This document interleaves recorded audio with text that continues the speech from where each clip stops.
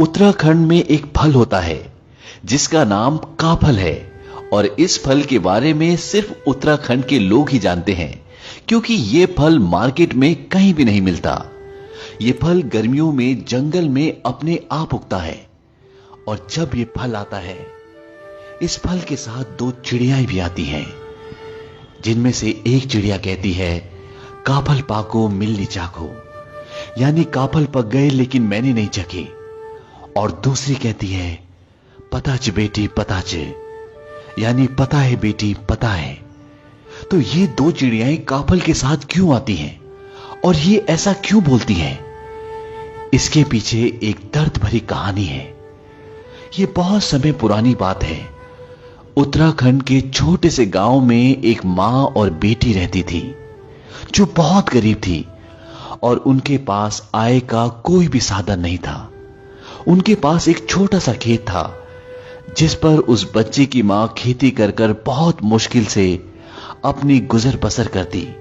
लेकिन जब भी काफल का मौसम आता तो उस बच्चे की मां जंगल से काफल तोड़कर लाती और उन्हें बेचकर कुछ पैसे कमा लेती, जिसकी वजह से उनके कुछ दिन आराम से निकल जाते।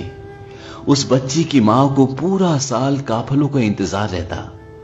एक सुबह की बात है, उस बच्ची की मां सुबह सुबह जंगल से काफल तोड़कर ले आई, लेकिन उस सुबह उसे खेतों में काम करने के लिए जाना था।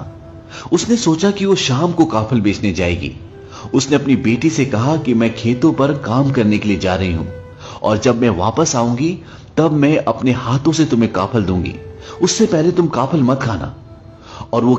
और जब वो थक हार कर खेतों से वापस आई तो उसने देखा कि टोकरी में काफल बहुत कम बचे थे। ये देखकर उसे बहुत गुस्सा आया।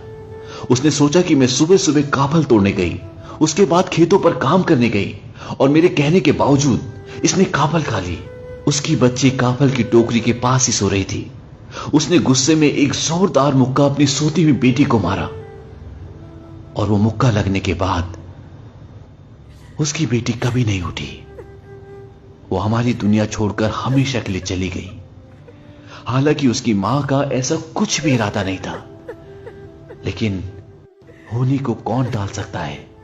और इस घटना के बाद उसकी मां कई घंटों तक उसी के सामने बैठी रही। दरअसल उस बच्ची ने काफल नहीं खाए थे।